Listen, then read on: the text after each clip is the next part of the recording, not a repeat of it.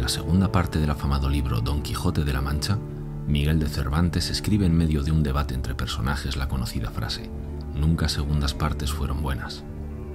A día de hoy, la seguimos usando coloquialmente para justificar un fracaso o un peor resultado cuando existe una precuela que de pura épica parece insuperable y de mejora imposible. Qué fácil sería para Ricardo, para Quique, para Inma, para Carlos y para José Antonio aceptar esta definición. También lo sería para Raimundo Nus y su equipo de autodenominados gladiadores ser conformistas con lo ya conseguido en el Mulhacén. De nuevo, tengo el privilegio de ser para ustedes los sentidos y sentimientos de mis compañeros y narrarles esta aventura, esta historia, esta gesta por la igualdad. ¿Qué sé yo? A lo mejor el personaje de Cervantes tenía razón y en esta segunda parte, en este segundo reto, las palabras fácil, conformismo y sobre todo imposible están en el vocabulario de este formidable grupo. Si me acompañan, podremos comprobarlo juntos.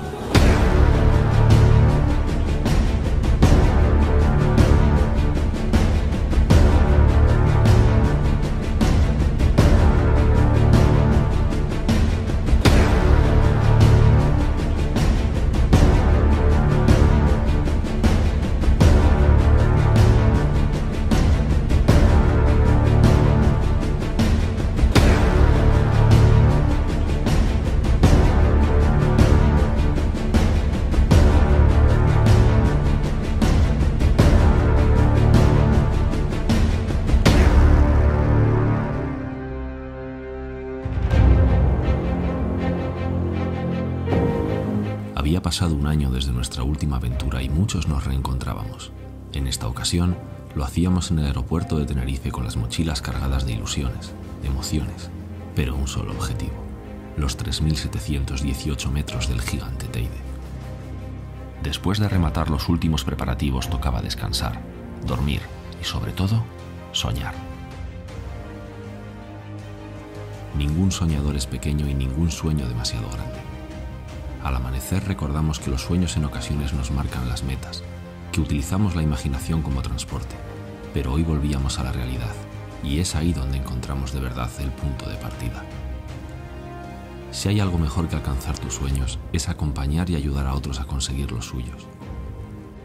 Preparamos todo lo necesario para subsistir 2 días de entrega y esfuerzo, no solo alimento para el cuerpo, también el alimento emocional que cada uno utilizará en este desafío cuando el cuerpo falle y solo nuestra mente nos sostenga. Por fin llegó el momento. Emprendemos nuestra aventura. Nos trasladamos en furgoneta hasta el aparcamiento de Montaña Blanca, boquiabiertos de los paisajes que el trayecto nos regalaba y contemplando atónitos como conforme ganábamos altitud, desaparecía toda vegetación. Esto iba en serio. Ya no había marcha atrás. La hora de la verdad había llegado. No solo debíamos armarnos debidamente para semejante batalla, también debíamos asegurarnos no desfallecer por falta de agua o comida. Por ello repartimos la carga entre todos y sin mirar atrás, dimos los primeros pasos.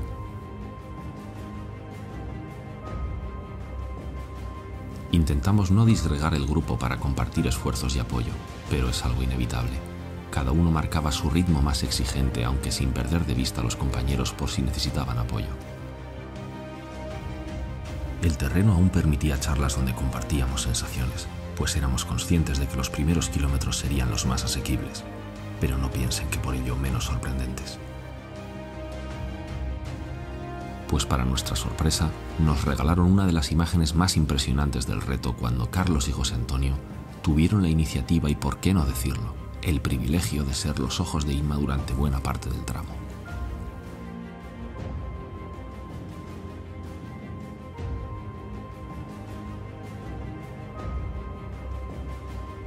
En este grupo no se cuentan los segundos, ni el desnivel, ni la dificultad.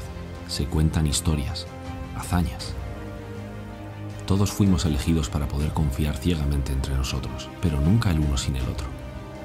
Somos un equipo cargado de capacidades complementarias. Lo que uno no puede hacer, el compañero lo complementa.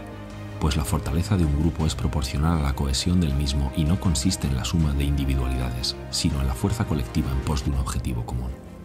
En estas situaciones, aprendes lo pequeño que eres en cualquier detalle, y más cuando te cruzas con rocas gigantescas de aspecto ahora tan inofensivo, pero sabiendo que en su día fueron brotes de magma. De repente, la senda empieza a endurecerse, el desnivel crece y el grupo hace una parada. Toca llenar el depósito, pues con tan solo girar la vista empezamos a ver lo que realmente nos espera. A partir de este momento, será necesaria la silla, la Lola como cariñosamente la llamamos. Tenemos por delante una subida de 500 metros positivos con una dureza que se palpa desde la salida. Carlos, más conocido como El Sabio, por sus reflexiones y comentarios de un valor aplastante, inicia impaciente el nuevo tramo. Inma, valiente como ninguno, inicia la marcha con Manolo y Jesse, aunque las rotaciones en los puestos eran inevitables, no por el cansancio, que también, sino por el compromiso y las ganas de ayudar a superar obstáculos de todos los compañeros. José Antonio, casi sin hacer ruido, sube de manera magistral, con la mirada siempre puesta en lo más alto. Quique arranca los motores con espíritu inconformista, alegre, positivo. Motores de pura raza, por cierto. Ricardo, el veterano del grupo, con su ya conocida valía e historial, vuelve a dejarnos atónitos con cada paso que da, con cada escalón que debe superar.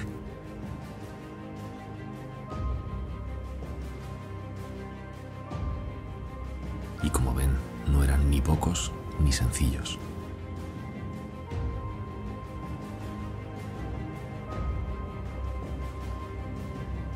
El desnivel parece no tener piedad. Nos exige al máximo. Las mochilas comienzan a pesar.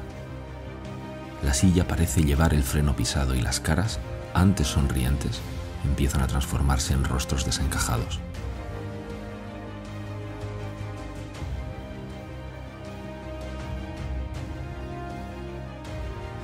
Como ven, no es difícil hacerse una idea del porqué.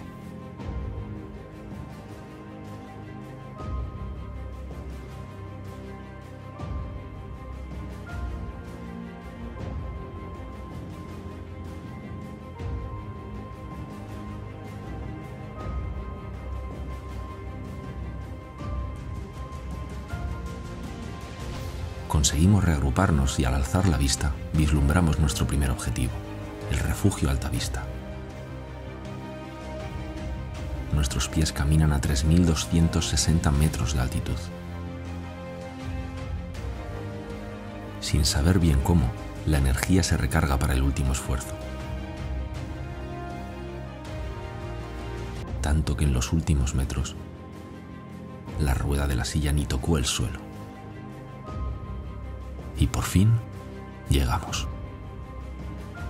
El primer objetivo estaba cumplido y de forma comedida, así lo celebramos. Era el momento de revisar las secuelas que nos dejaba el primer tramo. Pero las dábamos por buenas. Nuestra bandera ondeaba orgullosa de todos nosotros. Tocaba recuperarse, algunos con más suerte que otros. Según se va poniendo el sol, vemos como la alargada sombra del Teide se manifiesta sobre el manto de nubes y el océano, recordándonos su majestuosidad, como queriendo decirnos que aún no lo habíamos vencido, que nos iba a exigir un esfuerzo más. Así que tuvimos que contener las emociones y tras reponer fuerzas con las pocas existencias que nos quedaban, el sueño nos venció.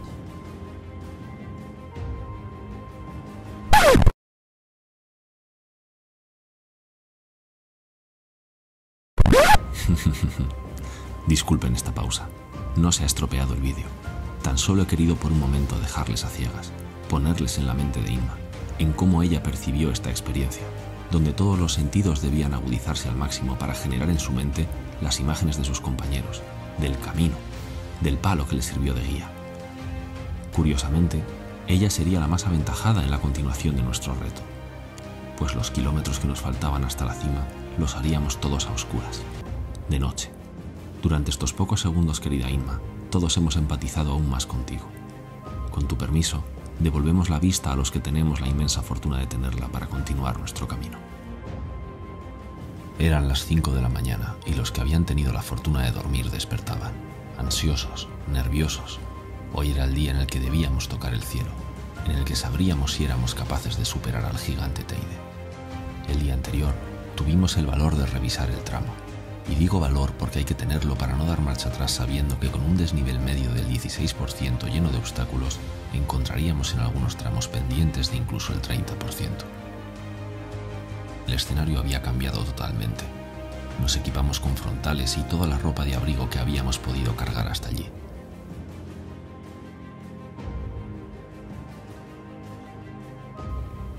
La incertidumbre y el frío nos golpean con igual fuerza. Pero el corazón nos late tan fuerte que podemos sentirlo en la cabeza y esos sentimientos se transforman en energía.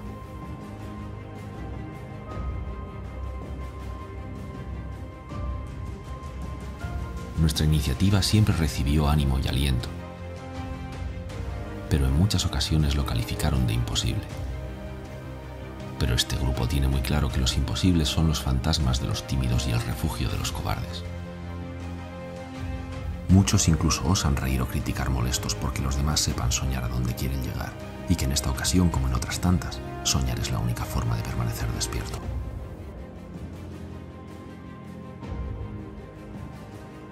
En ningún momento bajamos los brazos, ni la mirada, siempre al frente, a lo más alto.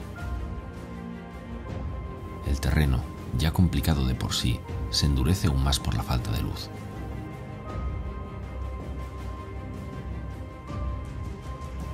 Los frontales apenas nos aportan unos metros de referencia. Cuando creemos que acabamos de superar el obstáculo más duro, otro peor nos sorprende.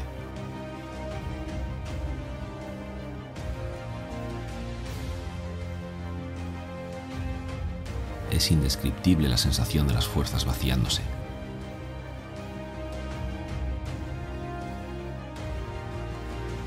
Pero ya dijimos antes que no solo alimentamos el cuerpo, sino que también nuestra mente. Nuestro corazón. Ahí encontrábamos cada uno los impulsos para decirle a nuestras fatigadas piernas: solo es cansancio, solo es dolor. ¿De verdad vas a permitir que eso te detenga?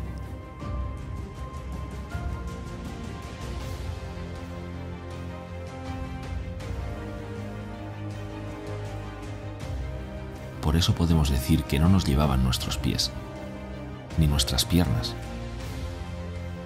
Nos llevaban las ganas.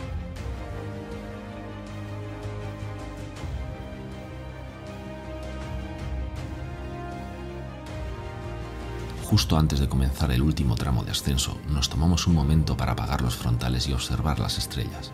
Esos pequeños puntos de luz que por momentos llegamos a confundir con las luces de otros amigos de la montaña que ya estaban casi arriba. Hoy podíamos decir más que nunca que las estrellas nos indicaban el camino, pues nuestro destino era el mismísimo cielo.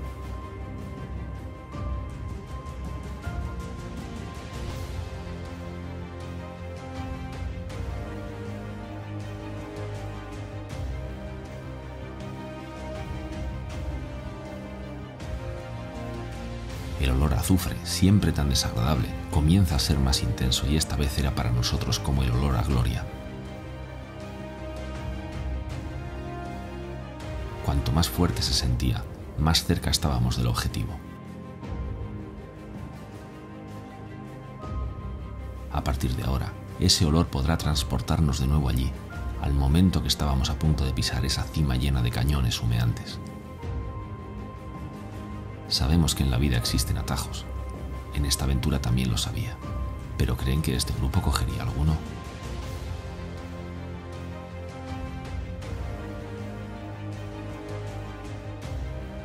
El grupo espera a los más rezagados unos metros antes de la cima.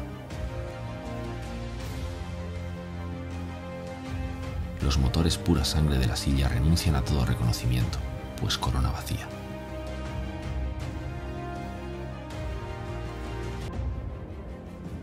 ¿Pero dónde está Quique? La explicación es muy sencilla. Los primeros kilómetros hasta el refugio de Altavista los subimos con las piernas. Ya de noche, los siguientes fueron recorridos con la mente. La última pendiente hasta el cráter la vencimos con el alma. Y los pocos metros restantes había que recorrerlos con el corazón. El Teide vio como Quique quiso vencer los últimos obstáculos con sus propios pies. Y por ello, consciente de su derrota, de haber sido conquistado, dejó a un lado su hasta ahora imponente presencia y para que todos creyeran lo que estaba sucediendo, nos iluminó con un espectacular amanecer. Para creer, vean.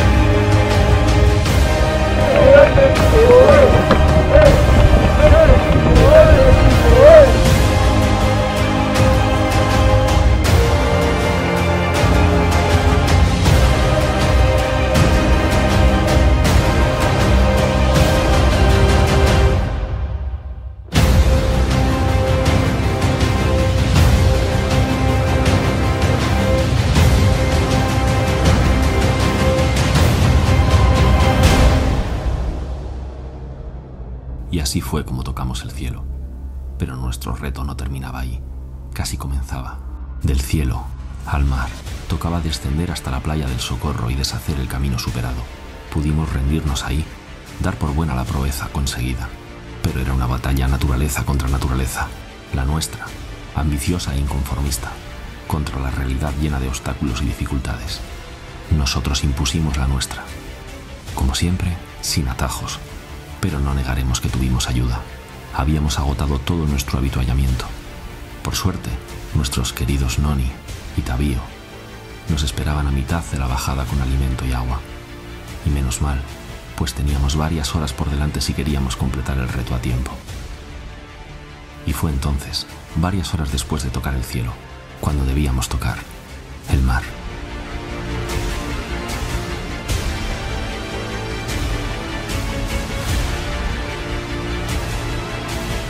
¿Cómo queremos vivir esta vida?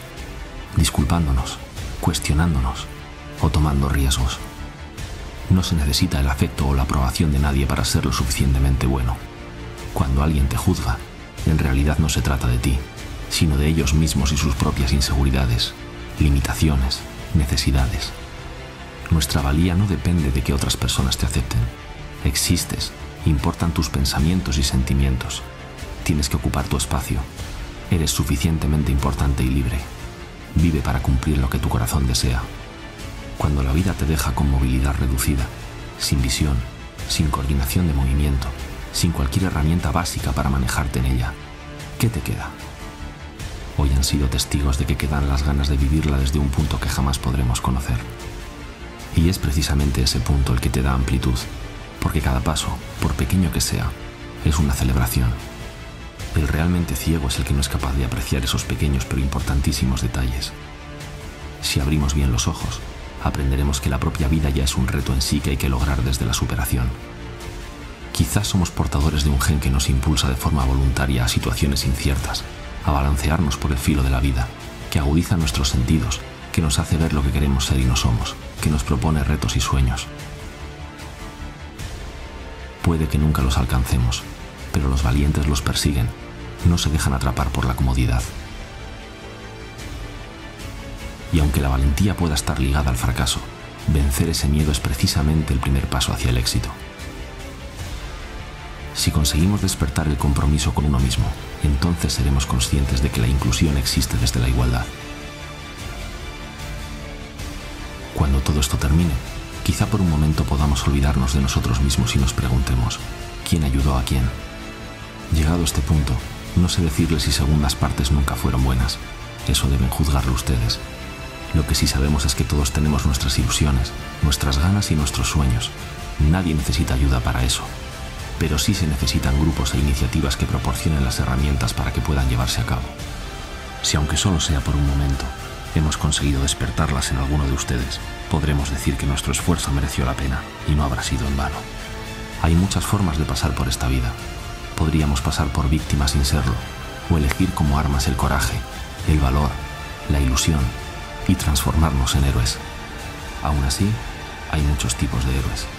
Los de los cómics luchan por el bien y la justicia. Los que conocieron hoy luchan por la igualdad.